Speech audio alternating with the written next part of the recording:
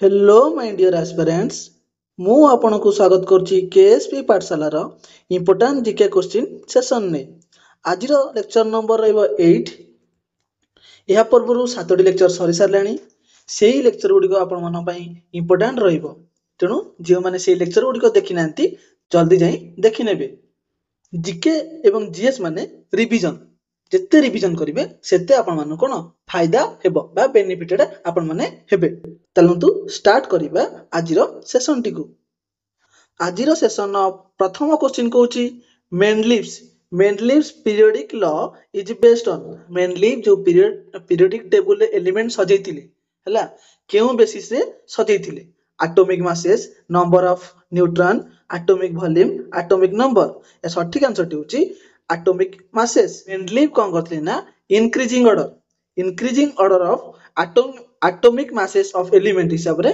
Element गुडी को periodic table कोन सजेइतिले बा arrangement करथिले next question which river flows over the states of Jharkhand Odisha and West Bengal हमर जो झारखंड ओडिशा एवं वेस्ट बेंगल मध्य देई केउ नदीटी कोन प्रवाहित ए सठिक आंसर टी होची Subarnarekha next question which region recorded the highest percentage of women electors in the 2024 Lok Sabha elections 2024 रे जो लोकसभा इलेक्शन होइतिला केतेतम होइतिला ना 18तम मने रखिबे इंपोर्टेंट रहिबो ए 18तम जो लोकसभा इलेक्शन ने केउ रीजन ने बा केउ ठारे हमर अधिक परिमाणर फीमेल बा वुमेन वोटर्स थिले बा इलेक्टर्स थिले परसेंटेज हिसाब रे हैला ए सठिक आंसर कोन ना केरल next question what is the name of India second nuclear submarine that was commissioned in August 2024 जो इंडिया रा सेकंड न्यूक्लियर सबमरीन कमीशन केबे हितिला ना अगस्त 2024 रे तार ना कोन तार ना होची आईएनएस आरिघाट ऑप्शन बी होची सठिक answer next question in which amendment to the constitution were Bodo, Dogri, Santali and Maithili added to the list of recognized language ଆମର ବଡୋ ଡଗ୍ରି ସାନ୍ଥାଲି ଏବଂ ମୈଥିଲି ଏହି ଚାରୋଟି ଲାଙ୍ଗୁଏଜ କେଉଁ ଆମେଣ୍ଡମେଣ୍ଟ ଦ୍ୱାରା ଆଡ୍ କରାଯାଇଥିଲା କେଉଁ ଆମେଣ୍ଡମେଣ୍ଟ ଦ୍ୱାରା ହେଇଥିଲା ନା 92nd ଆମେଣ୍ଡମେଣ୍ଟ 92nd ଆମେଣ୍ଡମେଣ୍ଟ କେବେ ହୋଇଥିଲା ନା 2003 ରେ ସେଇଭଳି 21st 21st रे हमर सिंधी लैंग्वेज आड हेतिला 71 रे हमर केएनएम मन रखिबे के रे कोन आसीबो के रे कोनकोनी एन ए नेपाली एम रे मणिपुरी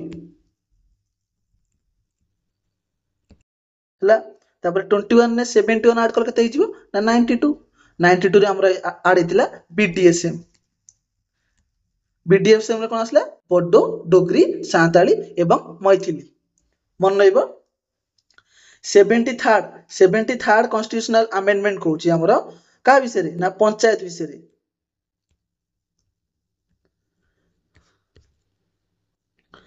आपण मन पे कमेंट कर कहूची हमर जो पंचायत री इंडियन कॉन्स्टिट्यूशन केउ पार्ट रे लिखा आइची यार उत्तर टिको आपण माने कमेंट बॉक्स रे जणांतु एवं 73rd एवं 74th ये दुईटा कॉन्स्टिट्यूशन अमेंडमेंट हला गोटिए ईयर एनफोर्स्ड हेतिला केउ ईयर ना 1993 रे 74th कॉन्स्टिट्यूशन अमेंडमेंट कहूची हमर म्युनिसिपलिटी विषय रे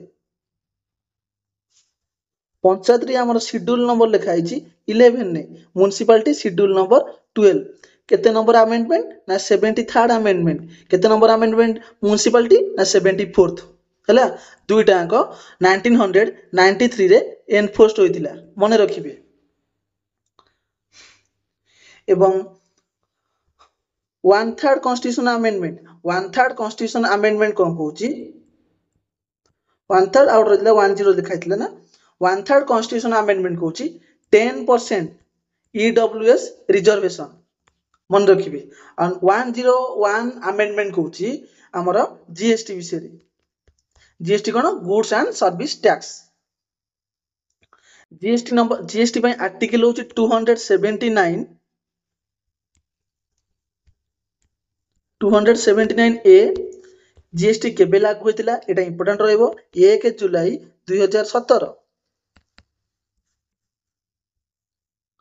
102 भी कहि रखुची 102 होची हमरो NCW national commission for backward classes NCBC हला national commission for backward classes 102nd amendment.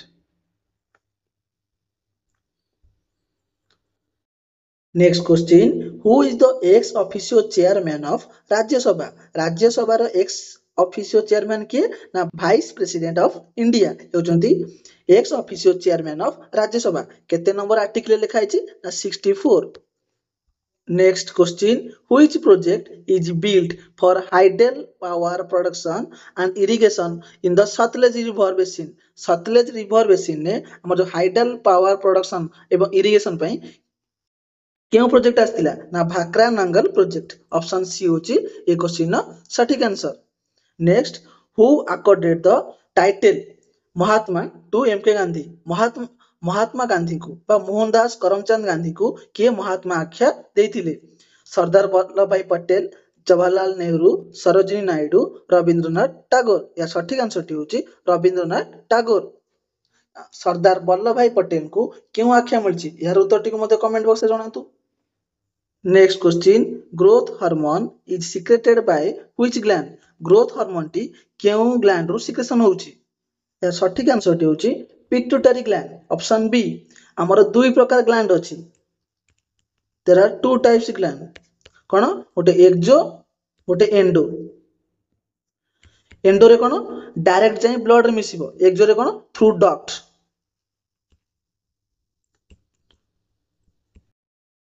Liquid type substance रहिबो। एंडो रे कोन जो हार्मोनटा सिक्रेशन होबो डायरेक्ट जाई ब्लड रे मिसिबो। बुझी होची एथरे थ्रू डक्ट एटा होची important. Next question who is the current deputy speaker of Odisha legislative assembly as September 2024।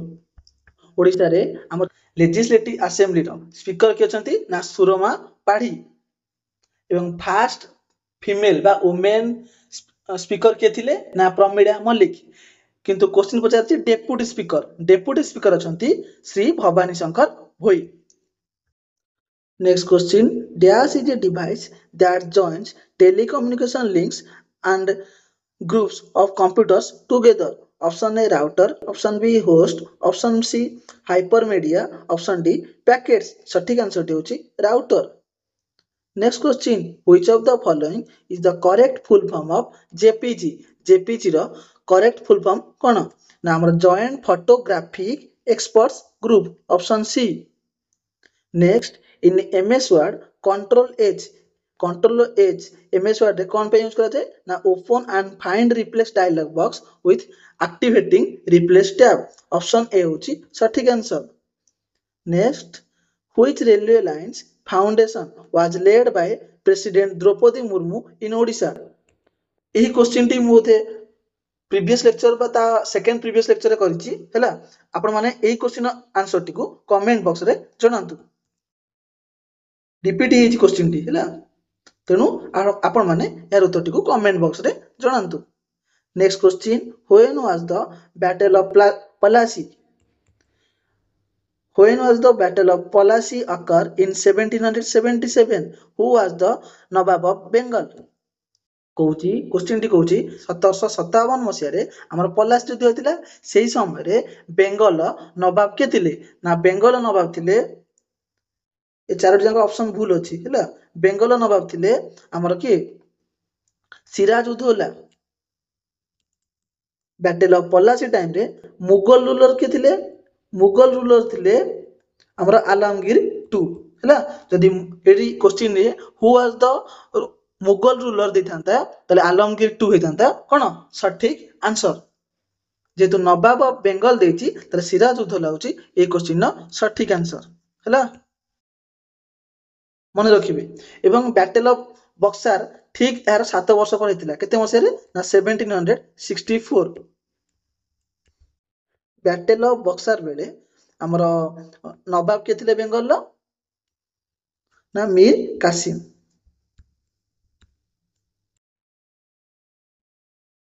କେବେ ହୋଇଥିଲା ନା ପଲାସି ଯୁଦ୍ଧର 7 ବର୍ଷ ପରେ 1764। ଏବଂ ଏ ଆଉ ଗୋଟେ କ୍ୱେଶ୍ଚିନ୍ ଇମ୍ପୋର୍ଟାଣ୍ଟ ରହିବ ଯେହେତୁ ଭାଇସରୟ ଉପରେ କ୍ୱେଶ୍ଚିନ୍ ଆସିଯାଉଛି ଆମର ସେତେବେଳେ ଯୋଉ ବ୍ୟାଟେଲ ଅଫ ପଲାସି ବେଳେ ଆମର ଇଷ୍ଟ ଇଣ୍ଡିଆନ କମ୍ପାନୀ ତରଫରୁ କେଉଁ ବ୍ରିଟିଶର ଲିଡ୍ କରିଥିଲେ ନା ରବର୍ଟ କ୍ଲାଇଭ୍। ଏଟା ହିଁ ମନେ ରଖିବେ। ତେବେ ଆଜିର ସେସନଟି ଏଇଠି ସରିଯାଇଛି। ଆପଣମାନେ ଏହି କ୍ଲାସର ପିଡିଏଫଟି ଆମର ଟେଲିଗ୍ରାମ ଚ୍ୟାନେଲରେ ପାଇପାରିବେ। ଏହି ଟେଲିଗ୍ରାମ ଚ୍ୟାନେଲ ଲିଙ୍କଟି ଏହି କ୍ଲାସର ଡେସ୍କ୍ରିପସନରେ ଦିଆଯାଇଛି। ଯଦି ଆପଣମାନଙ୍କୁ ଆମର ଏଇ ଇମ୍ପୋର୍ଟାଣ୍ଟ ଜିକେ କୋଶ୍ଚିନ୍ ସିରିଜର ସେସନ ଗୁଡ଼ିକ ଭଲ ଲାଗୁଛି ନିଶ୍ଚିତ ଲାଇକ୍ କରନ୍ତୁ ଏବଂ ଆପଣଙ୍କ ସାଙ୍ଗସାଥି ନିକଟକୁ ଏହି କ୍ଲାସ ଗୁଡ଼ିକ ସେୟାର ମଧ୍ୟ କରନ୍ତୁ। ଯେଉଁମାନେ ଆମର ଚ୍ୟାନେଲରେ ନୂଆ ଅଛନ୍ତି ଚ୍ୟାନେଲଟିକୁ ମଧ୍ୟ ସବସ୍କ୍ରାଇବ କରିନିଅନ୍ତୁ। ଆଜି ସେସନଟିକୁ ଏଇଠି ରଖୁଛେ। ଧନ୍ୟବାଦ।